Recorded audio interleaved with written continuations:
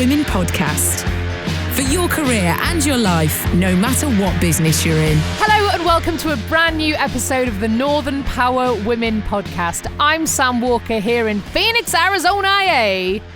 Still though, an honorary Northern Power Women, as you said, always will be Simone Roche, our great leader. Not just for Christmas. Yes, you are not just for Christmas, you are for life. Happy days. Well, look, I can't believe that we've been doing this weekly podcast now, the kind of Northern Power Women podcast 2.0 for nearly 6 months. This is episode 24. Can you believe? It seems like 2 minutes ago that we pivoted, business term, from doing our monthly podcast that was, of course, always featuring a live panel where you were up and down the country using every train available, eating all the sandwiches from the kiosks. And now here we are, remotely recording, because so many people are doing this in COVID, of course, and nearly 6 months in. I really don't know where the last 6 months have gone. It's a strange old time.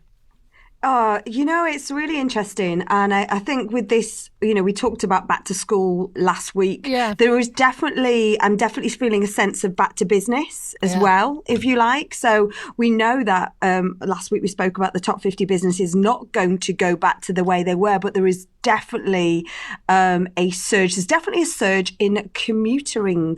Commuting, is that even a word? It is now. I went on my first train this week. And definitely, more people than I've ever seen. I found that really weird considering I live in a fairly major city. I suppose I've realised about myself. I've skirted around the edges, so to speak. But I took a train ride up to sunny Southport, and it was heaving, absolutely heaving. That's interesting, isn't it? Because I've seen a lot of social media pictures where people are saying, buses and trains aren't busy. However, I saw someone tweeting just a couple of days ago saying that the buses between Manchester and Trafford Park are absolutely heaving. And one thing I have noticed you saying back to business was the front page of the Daily Mail last week said they are all showing up, showing pictures of the school children. Where are you? Showing a London train station where, in fact, there weren't many commuters getting onto trains. And also somebody tweeted last week showing kind of a government message saying, hearing the alarm, putting on a tie, carrying a handbag, receptions, caffeine-filled air, taking the lift, the boss's jokes, plastic plans, office gossip. And it's all about, let's all get back to work. And it's this kind of jolly, almost warlike, wartime message of everything's okay, let's just carry on. And I thought, that's a bit strange.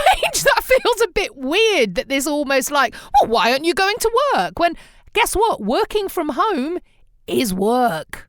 Yeah, it is. And I think what's interesting as well is there's a few, I think with this back to school work sort of vibe, there's a few reports coming out. So there's been a report come out from the Northwest Business Leadership Team, particularly focusing on the rising stars and the real impacts on gender through COVID, which, we have talked about. One of the things that we've been assembling, from our extensive non-train commuting power circles is we've got it's currently a 37-page report. I can't believe it. But what is really interesting about this, it's what has been enabled. So things that we've actually done as Northern Power Women, Northern Power Futures, Power Platform, but the things that our community has been doing. One of those things is that ways of working.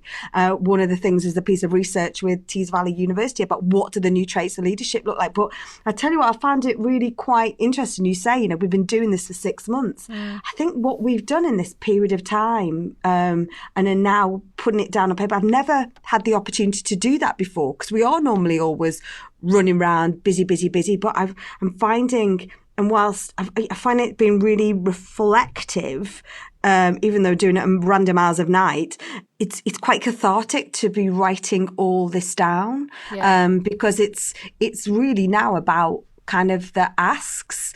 So I still do not believe that we're not going back to a normal. Going back to business is one thing, getting our kids and families back into school and education is another thing, but they are still really in adamantly against that back to normal because guess what? There's no vaccine. Guess what? The reports at the moment are Eleanor, who worked for us, had to travel 10 miles, which is nothing compared to other reports, to do a COVID test last week.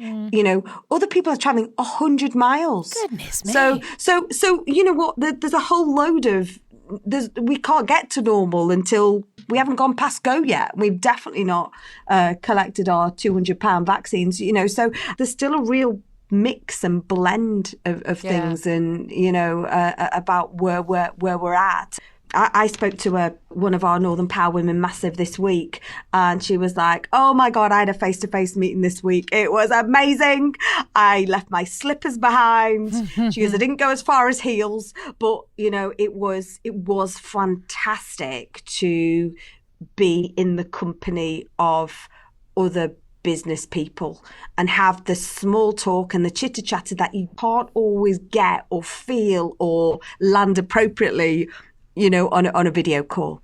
So I think there is a sense of excitement, anticipation, fear, and I think there's an absolute 100% people are in a desire to get back into a workplace if they're struggling with their mental health from being at home.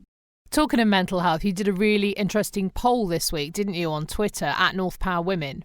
Yeah, absolutely. And this was so today is Youth Mental Health Awareness Day.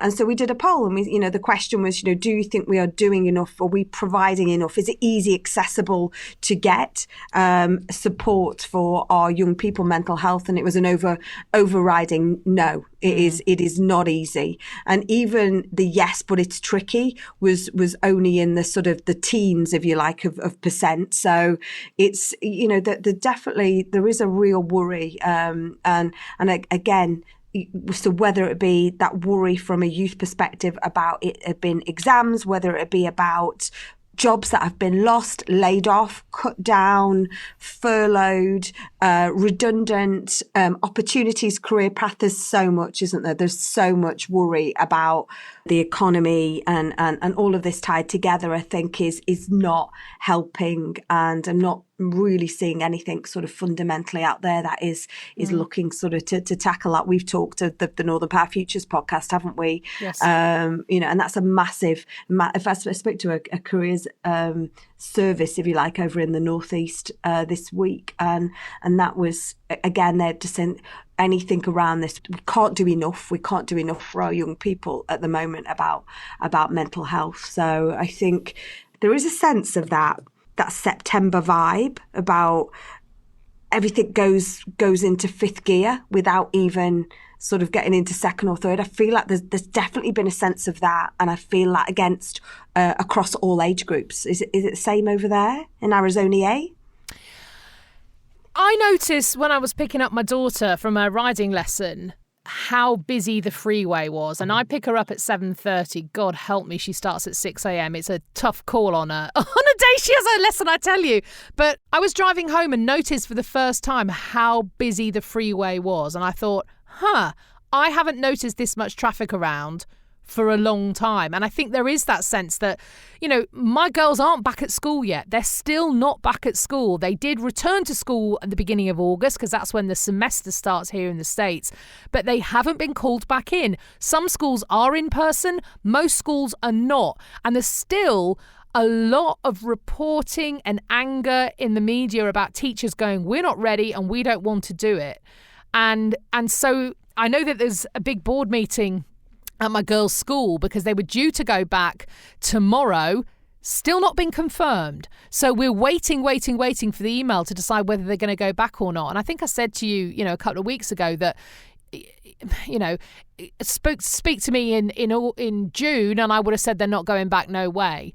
Now, in fact, looking at how the UK has gone back and looking at how other schools have gone back here in Arizona, I think it's the right thing for their mental health. Those girls haven't seen any other kids since April. No other children since April. And they've had me and their dad, and there's the four of us in this house all working here day in and day out. And we've talked previously about the fact that the whole year just has blurred into one for me. It only occurred to me a couple of weeks ago we hadn't been away and I hadn't had a day off, not even a weekend day, because when every day's a work from home day, you suddenly go, oh, I'll just do that and that. Oh, hang on, it's Sunday. Or I shouldn't be working, should I? But oh my gosh, I might as well get it done because there's nothing else to do.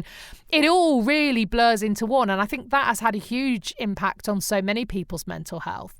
And talking of young people, I think what's interesting is we kind of forget that all the regular strains on their mental health are still so much in place. You know, they haven't gone away. And I saw some really interesting research from the Girl Guiding Association talking about the fact that they want influencers and advertisers to be forced, for it to be actually legislated, that they declare when they have altered photographs on social media. And we forget how damaging those completely unrealistic images can be to not just young women, predominantly young women, but also young men. And I've been talking with someone in his 20s, early 20s, a young man who's really interested in the research of how social media is really negatively impacting young men. Because guess what? Unless you've got that ridiculous six-pack bulked out frame that is on the front page of magazines every week, you're not a man. And that's the images that are being sold to young men up and down the land, all over the world. And so I thought this was really interesting research. Half of young women regularly use apps or filters to make themselves look better online. That's half already. And this is between 11 and 21. Nothing looks real. And I remember having my hair cut about, 4 years ago. I'm coming into my daughter, so she must have been about 8 years old then. And I said, "Hey, what do you think of my hair, Lila? Do you like Mummy's hair? Do I look nice?" And she went, "You look all right, but you don't look as good as her." And she pointed to a picture of Alexa Chung on the front page of a magazine. And I went, "Do you know what? Alexa Chung's very cool. She's, a model. She's a style icon, a fashion icon. However, I'm going to say this to you now. Alexa Chung doesn't look like that picture either in real life." And I took her instantly onto YouTube, and there's brilliant videos on there showing how you take the photograph in the studio and then all the work that goes into sort of straightening the chin and making the eyes slightly bigger and evening out the skin tone and plumping the hair and all these things that go on, even with the world's most beautiful women, aren't good enough for the images that sell the front pages of magazines. So I think it's such an important lesson for everyone to know that when they look in the mirror, they should never begin to compare themselves to what can be seen on social media, especially when you might go, well, okay, I understand if it's on the front page of Vogue, they've spent thousands on post-production. But actually the filters on your phone nowadays, even that girl in your class can spend 5 minutes and look absolutely, crazily like the front page of a magazine style look. And you think, I just find this so damaging. I do. And I saw a TV debate on it the end of last week, I think. And, it was very much, for me, I think exactly as you say, it's really important that this is not, people would, you can suddenly go down a stereotype and go, this is just for women. It's absolutely not. No. And the rise in mental health. International Men's Day is all about the male suicide. It's all about mental health and male suicide. Yeah, it's about that. It's not about, let's celebrate Men Day. It's not about that. It's about tackling these more fundamental issues. And, so it's not about women getting their makeup right and hair right. It impacts everybody. But one of the interesting comments was, well, you shouldn't have to disclose. You shouldn't have to put a disclaimer because everybody knows you use filters. Well, why not put it then? It's just a reminder. It's that reminder of just, hey, this isn't real life. Yeah. Just remember that. It used to be, wasn't it? Hashtag no filter. Just put hashtag filter. There you go. You've disclosed it. If that's a simple a factor rather than, put in an explicit message on it. But I think it was one of the Kardashians, and they put the two pictures up on the screen and you're like, oh my goodness, it's just silly. And again, so one of the responses from one of the panelists was, well, everybody knows. Well, don't do it then. Just put hashtag just put filter. It on. No problem. The end. There we go. Solve that problem. Nice. Next. Let's get some life lessons going on, shall we, on the podcast, Simone? Who we got this week? This week we've got Nafisa Kiani, and she is the Records Officer and the Serjeant at Arms Officer at the House of Commons. Quite a title, that, isn't it? And some inspiring messages for this week. Here's Nafisa. Hi, my name is Nafisa Kiani. Currently I work as a Acting Manager, Records Officer and Administrative Clerk for the Serjeant at Arms Office for the House of Commons. A role model in my life is my mum. So at a young age, she was diagnosed with neck cancer. Regardless of this, she was able to maintain a positive mindset and manage a household and look after her family members' needs, but also her relatives' needs, and lived in the same household as them, cooking for them. And she migrated from Pakistan to Britain when she was attending to these duties. So it's inspirational how she was persistent and maintained a positive outlook when she was coming to terms with this condition. A time when I've been resilient is during the current global outbreak, where it's been challenging remotely working from home for UK Parliament, and it's been isolated, but I've come to terms with this by devising committee papers for virtual meetings held on coming to terms with COVID-19 and dealing with transport and educational matters during these unprecedented times. I've also been able to undertake Future Learn training courses to equip myself with further skills and knowledge. Moreover, I've undertaken an MSc in Global Public Policy at SOAS, and I've been able to attain a distinction in assignments. In addition to this, I've undertaken webinars to gain further insight to coming to terms with the pandemic and to learn about leadership and career progression. A time when I've taken a risk is going for an audition for The Apprentice. So I was able to pass in the initial audition stages, and in 21 seconds I was able to outline why I am the ideal candidate, and I was able to share my business plan and answer a series of questions, and I gained positive feedback. Advice I would give to people who want to start a career is to go ahead with this, because if you put your mind to something and show perseverance, drive and commitment and motivation, you can achieve positive results. A piece of advice that has stuck with me is to be persistent, to persevere, because if you put your mind to something and show commitment, drive and dedication and passion for a certain career goal or aspiration, then you can reap positive results. So it's essential to be a go-getter, to make things happen, because winners make things happen and they achieve positive results. Thank you so much to Nafisa Kiani for your life lessons this week. Do you know what I loved, and I'm also quite envious of, is the fact she was able to utilise that lockdown time to learn so much. The amount of courses she took. That was what I, in my head, was going to do, but it all kind of went horribly wrong, and I managed just about to get through the last 6 months. But good on her. I love that. And I love the fact that she just wants to celebrate that and really high-five that, because sometimes you can get people to do all this and then actually just hide it under a bushel, don't they? So we're really grateful for us to share in all of that great stuff that she's done. Brilliant life lessons this week. Yeah, this is a bushel-free zone. This podcast, so no hiding lights anywhere. Thank you so much. If you would like to share your life lessons with us, please do get in touch. All you need to do is email podcast@northernpowerwomen.com, and guess what? We'll do the rest. Just literally send us a one-line email saying, I'd like to do some life lessons, please. We'll tell you exactly what to do. It's dead easy, and we would love, love, love to hear from you. Or whisper it, nominate someone else. Do it. Send us their email address. We'll get in touch with them. podcast@northernpowerwomen.com. Marvellous.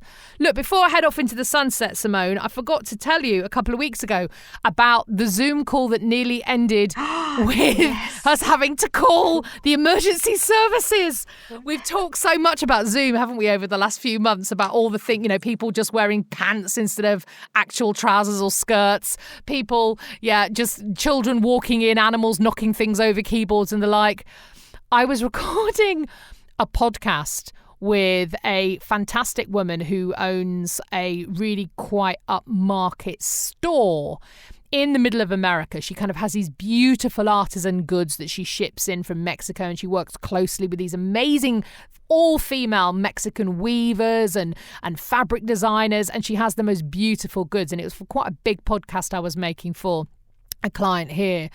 And we were chatting away and suddenly, whilst I was recording her interview, I said, and I'm going to call her Sally. That's what I'll call her. And I said, Sally, what's that behind you? As we noticed flames. leaping up from where she was.